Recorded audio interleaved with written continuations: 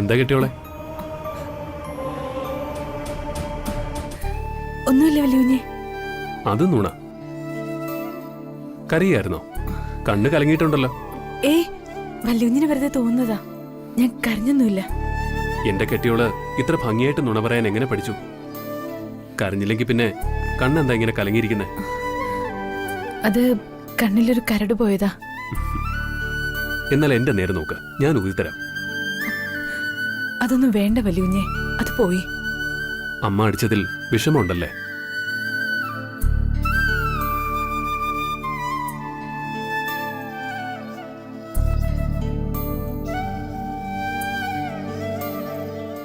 അച്ഛൻ ചോദിച്ചോണ്ടല്ലേ എന്റെ കെട്ടിയോള് പായസം കൊടുത്തത്?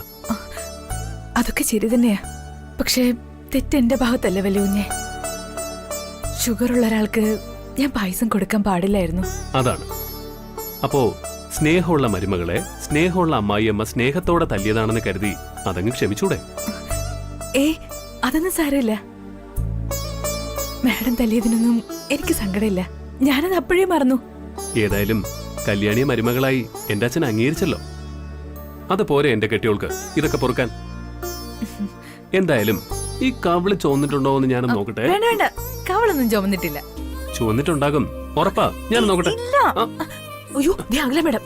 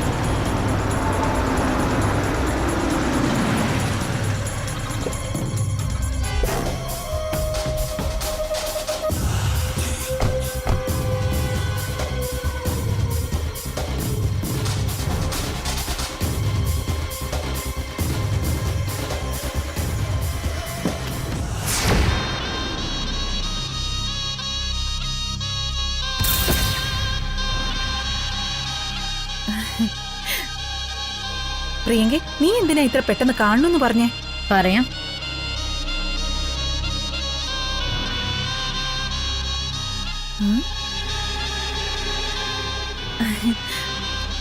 അതെ, അതിനെന്തിനാ ഇത്ര സസ്പെൻസ്? ടൈം ബോംബിനെ ടൈം പീസ് ആക്കി രക്ഷപ്പെട്ട കഥയൊക്കെ ഞങ്ങൾ അറിഞ്ഞല്ലോ. അതെ, നിന്നെ പോലീസ് അറസ്റ്റ് ചെയ്തോണ്ട് പോയപ്പോ ഗംഗ കുറച്ച് ടെൻഷൻ അടിച്ചെങ്കിലും നീ പൂ പോലെ ഇറങ്ങി വരുമെന്ന് എനിക്കറിയായിരുന്നു. ഞാനത് ഇവളോട് പറഞ്ഞതുവാ. അതെ, സസ്പെൻസ് കഥ അതാ ഉദ്ദേശിച്ചതെങ്കിലേ അതിപ്പോ നാട്ടില് പാട്ട. ഹേയ്, സസ്പെൻസ് അതല്ല. അതറിയുമ്പോ ആന്റി ഒന്ന് കിടുങ്ങും. പ്രിയങ്കെ, നീ വെറുതെ ടെൻഷൻ അടുപ്പിക്കാതെ കാര്യം പറ. പറയാം. അതിനു മുൻപ് എന്റെ കൂടെപ്പിറപ്പൊന്ന് ചിരിച്ചു കാണട്ടെ. ഒത്തിരി നാളായി കണ്ടിട്ട് എന്നൊരു തോന്നൽ. റിമാൻഡിൽ ജയിലിലേക്ക് പോയപ്പോ നിന്നെ സുരക്ഷിതമാക്കിയിട്ടാണല്ലോ എന്റെ പോക്ക് എന്ന സമാധാനത്തിൽ ഞാൻ നന്നായിട്ട് ഉറങ്ങി. തിരികെ വരും വരെ ഞാൻ ഉറങ്ങിയിട്ടില്ല. എന്തോ ഉള്ളിലൊരു ഭയമായിരുന്നു. കാണുന്നത് ദുസ്വപ്നങ്ങളും. ഭയം? അതും ക്ഷത്രിയ രക്തത്തിന്? ഭയത്തെ പകയാക്കാൻ പഠിക്കണം. നിനക്ക് പറ്റുമത്?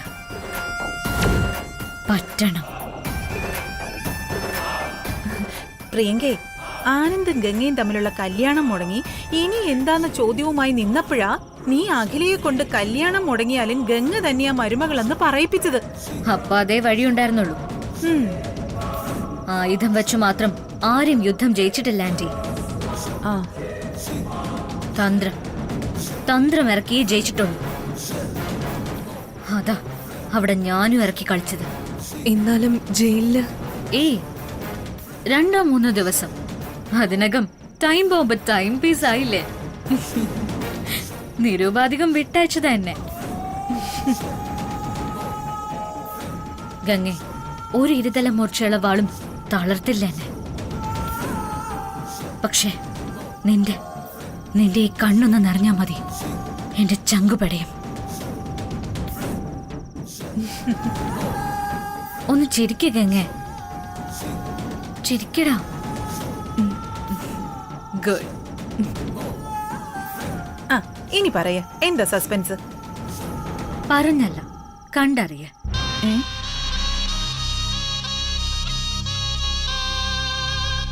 ഇതെന്താ? നോക്ക് നന്നായിട്ട്, നോക്കി മനസ്സിലാക്ക്.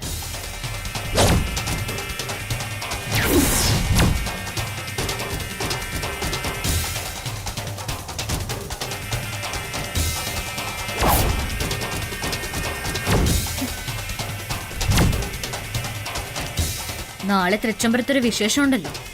ഏ? തൃച്ചംബരത്ത് വിശേഷോ? ആ, ഞങ്ങളറിയാത്ത എന്ത് വിശേഷ? തൃച്ചംബരത്ത് അഖിലാണ്ടേശ്വരിയുടെ മൂത്തപുത്രൻ ആനന്ദ് കൃഷ്ണൻ ഡ്രൈവർ ദാസിന്റെ മകൾ കല്യാണിയെ രജിസ്റ്റർ വിവാഹം കഴിക്കുന്നു. നാളെ. അതിന്റെ തെളിവാണിത്.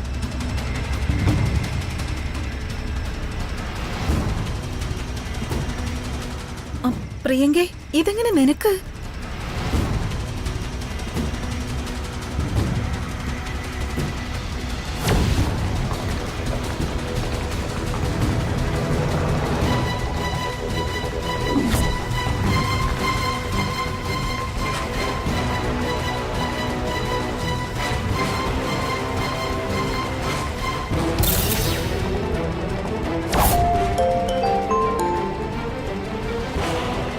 ഹലോ, ഞാൻ രജിസ്റ്റർ ഓഫീസിൽ നിന്ന്.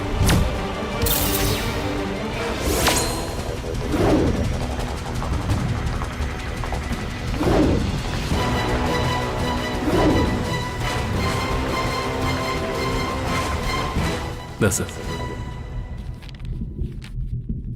ഓക്കെ.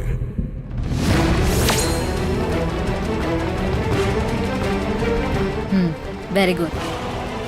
എനിക്കതിന്റെ ഒരു കോപ്പി വേണം, ഇന്ന് തന്നെ. ശരി മാഡം, ശരി.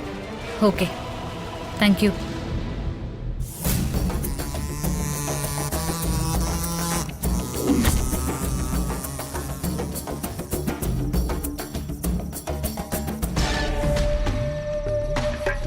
പ്രിയങ്കേ, കഷ്ടം. ഒരേ വീട്ടിൽ താമസിക്കുന്ന നിങ്ങൾക്കറിയാൻ കഴിയാത്തത് ഒരുപാട് അകലെ നിന്ന് ഞാൻ അറിഞ്ഞിരിക്കുന്നു. പ്രിയങ്കേ, ദേ ഈ ഒരു രേഖ മതി. ഇത് വെച്ച് ഞാൻ തൃച്ചംബരം ഇന്നൊരു കുരുതികളാക്കും. പറ്റില്ല ആന്റി. ഈ രേഖ അഖിലാണ്ടേശ്വരെ കാണിച്ച് പ്രശ്നം ഉണ്ടാക്കാൻ പറ്റില്ല. കാരണം ആനന്ദ് ബുദ്ധിരാക്ഷസന. അവനിത് ഞാൻ കെട്ടിച്ചമച്ച രേഖയാക്കി മാറ്റും. അതുകൊണ്ട് അത്ര എളുപ്പത്തിൽ ചിന്തിക്കാതെ വേറെ എന്താണ് മാർഗം ചിന്തിക്കുക. ഇപ്പോഴും ആന്റിക്ക് ആ പഴയ പേര് നിലനിൽക്കുന്നുണ്ടല്ലോ അല്ലേ? ശകുനിയിൽ മന്ദരയ്ക്ക് പറഞ്ഞതാണെന്ന്.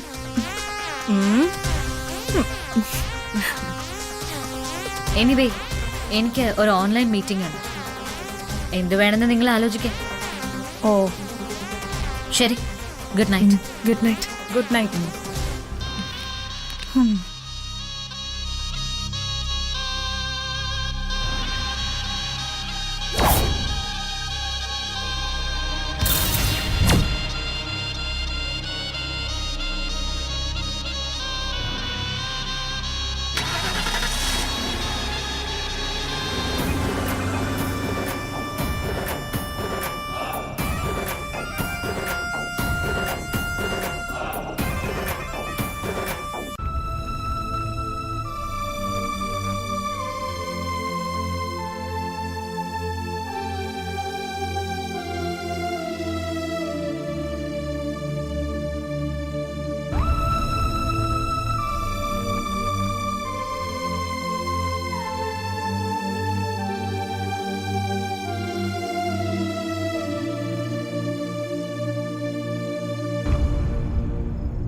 ഹലോ.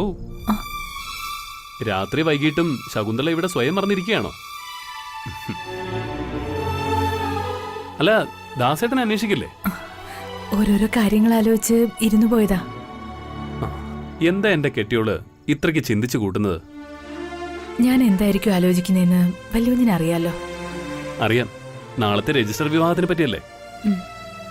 അതിന് ഇത്ര ആലോചിക്കാൻ എന്തിരിക്കുന്നു? ഒരു പറ്റം ആൾക്കാർ നോക്കി നിൽക്കെ ആരും അറിയാതെ ഈ കഴുത്തിൽ താലി കെട്ടിയവനാ ഞാൻ. പിന്നെ നാളത്തെ ഈ രജിസ്റ്റർ മാരേജ്. നീ ഇത്ര പേടിക്കേണ്ട കാര്യമൊന്നുമില്ല.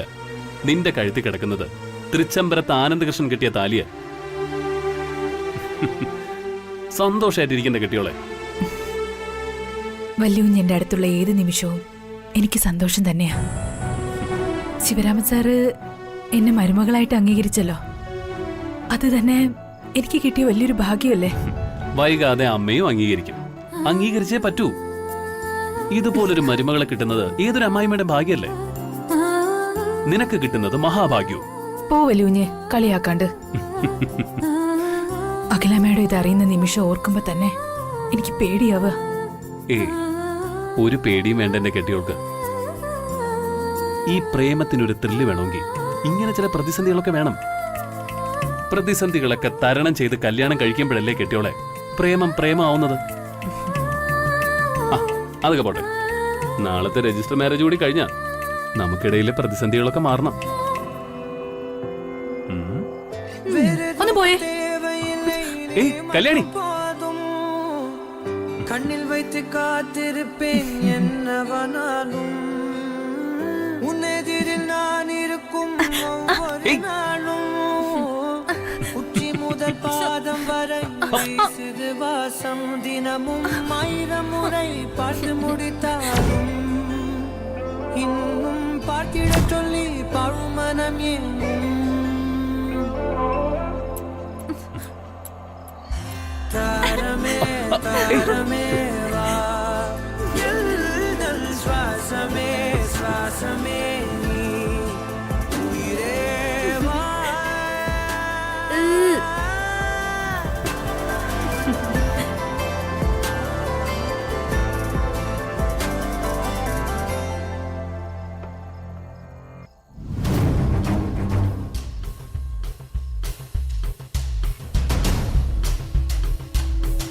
അത് കണ്ടോ ആന്റി? ഒരു മൊയ്തീനും കാഞ്ചനമാലയും.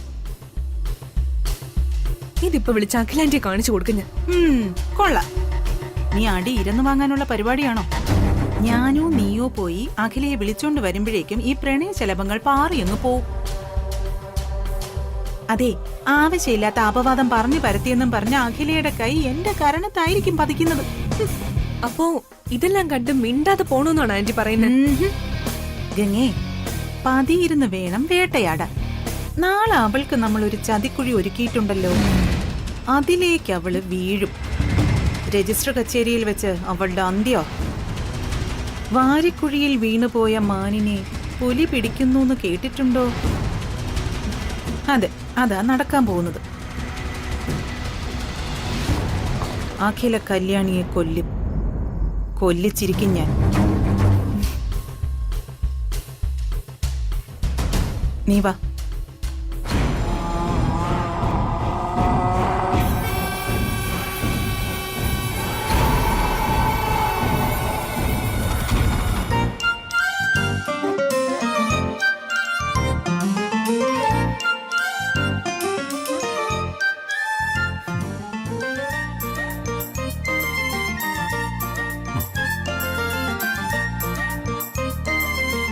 കാര്യങ്ങൾ എന്തായാലും സുബർണ പ്യൂണിനെ കയ്യിലെടുത്തോണ്ടേ നാളത്തെ രജിസ്ട്രേഷൻ അങ്ങോട്ട് നടക്കും.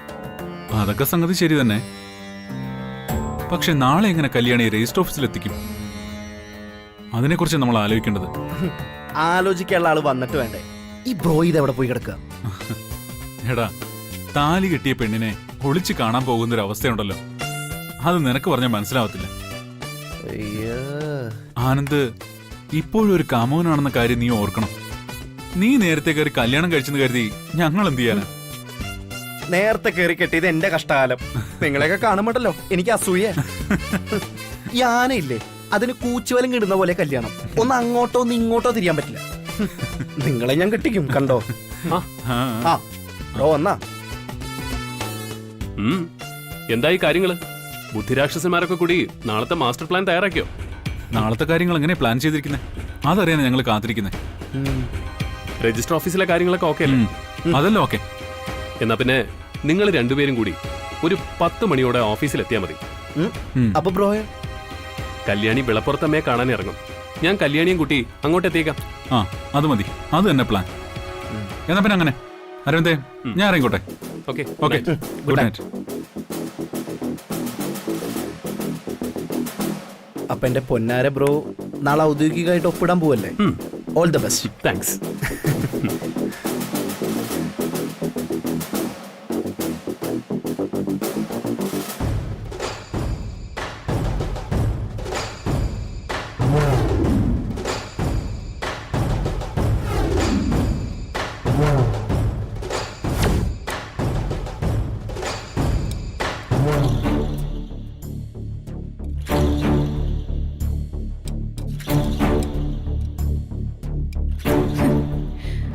ആട്ടിൻകുട്ടിയെ പേപ്പട്ടിയാക്കുന്ന ആനന്ദിന്റെ ഓരോരോ വിദ്യകളെ. ഹാ, ഒടുവിലൊരു രജിസ്റ്റർ മാരേജ്. ഇത് ഞാൻ നടത്തില്ല. എന്താ ആന്റി ഇപ്പൊ ചെയ്യണ്ടേ? നീ സമാധാനമായി നിൽക്കുകങ്ങേ. ഞാനല്ലേ ഇങ്ങനെ ഇവിടെ നിൽക്കുന്നേ. എന്തെങ്കിലും ഒരു വഴി കണ്ടെത്തിയിരിക്കും. ആന്റി ഇങ്ങനെ തൂണുപോലെ നിന്നതുകൊണ്ട് ഒരു പ്രയോജനം ഇല്ല. ഡി മിണ്ടാതിരിക്കെ, ഇല്ലെങ്കിൽ അടിച്ച് നിന്റെ തല ഞാൻ പൊളിക്കും. നിത്യശല്യായല്ലോ. എന്തായാലും ആ അടുക്കളക്കാരിയുടെ ചങ്കൂറ്റം അത് വരവ് വെച്ച് കൊടുത്തേ പറ്റൂ. ആന്റി ഈ വിഷയം അഖിലാന്റി അറിയിക്കുന്നതല്ലേ ബുദ്ധി. എടി, നീ പ്രിയങ്കയുടെ അനിയത്തി തന്നെയാണോ?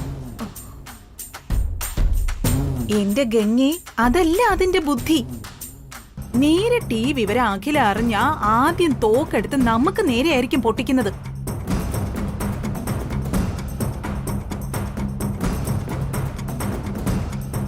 തന്ത്രപരമായി അഖിലയെ രജിസ്റ്റർ ഓഫീസിൽ എത്തിക്കണം. അവര് രജിസ്റ്ററിൽ ഒപ്പുവെക്കുന്ന കൃത്യസമയത്ത് തന്നെ. ആ രംഗം കണ്ട അഖിലയ്ക്ക് ഭ്രാന്ത് പിടിക്കും. ഉടനടി തോക്കെടുത്ത് ടിഷ് പൊട്ടിക്കും. രജിസ്റ്റർ ഓഫീസാണോ മകനാണോ എന്നൊന്നും അഖില നോക്കില്ല. അടുക്കളക്കാരിയെയും മകനെയും അവിടെ വെച്ച് തന്നെ തകർക്കും. കൂടെ ആരെങ്കിലും ഉണ്ടെങ്കിൽ അവരെയും കൊല്ലും.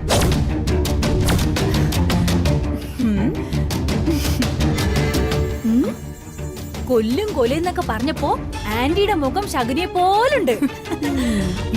അയ്യോ എന്റെ ദൈവമേ, ഒരു കൂട്ടക്കൊല കാണാൻ നാളെ ഒരു അവസരം ഉണ്ടാക്കി തരണേ. എന്തൊരു സന്തോഷമായി മുഖത്ത്. എടി, അടുക്കളക്കാരിയെ കൊന്നാലും സ്വന്തം മകനെ കൊന്നാലും കോടതിക്ക് മുന്നിൽ കൊലയാളി എന്നും കൊലയാളി തന്നെ. അങ്ങനെ എല്ലാത്തിനെയും കൊന്ന് കയ്യിൽ വിലങ്ങും വെച്ച് അഖില സെൻട്രൽ ജയിലിലേക്ക് അങ്ങ് പോകും. പിന്നെ തൃച്ചംബരത്തെ മഹാറാണി ആരാ? ആരാ? ഈ ഞാൻ. എന്താ ഗംഗേ, നിനക്ക് ആ കാര്യത്തിൽ സംശയമൊന്നുമില്ലല്ലോ? ഏയ്, ഒരു സംശയമില്ല ആന്റി. അപ്പൊ നാളെയാണ് കലാശക്കൊട്ട്.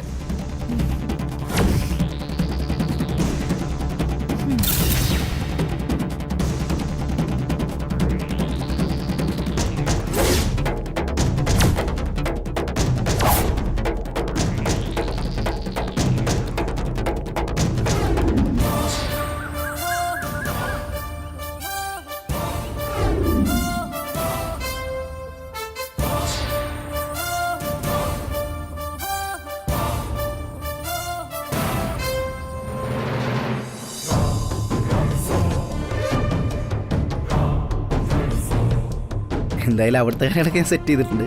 പിന്നെ അതിന് ശേഷമുള്ള കാര്യം ഞാൻ പറയണ്ടല്ലോ, നോക്കിയിട്ട് മതി.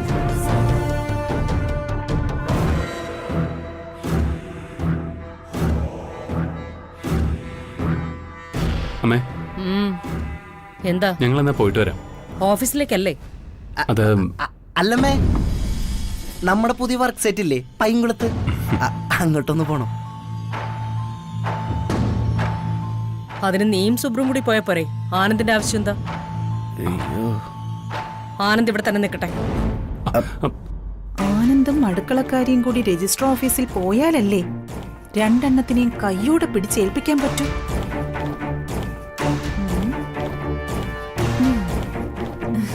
അതല്ലമ്മ, ഇത് ബ്രോയില്ലാതെ നടക്കില്ലേ? ബ്രോ തന്നെ അവിടെ വേണം, വേറെ ആരും പറ്റൂല. നിന്റെ ഡ്യൂട്ടി നീ ചെയ്യും. അതിന് ആനന്ദിനെ കൊണ്ടുപോകുന്ന എന്തിനാ? ഇനി എന്നാ നീ ഇതൊക്കെ ഒറ്റയ്ക്ക് ചെയ്ത് പഠിക്കുന്നേ? അത് അമ്മ. എന്താ നിക്കുന്ന പറഞ്ഞത് കേട്ടില്ലേ? നീ പോയിട്ട് വാ. ചേച്ചി, അതെ, ഇടയ്ക്ക് കയറി അഭിപ്രായം പറയുന്നതിൽ ചേച്ചിക്ക് ഒന്നും തോന്നല്ലേ.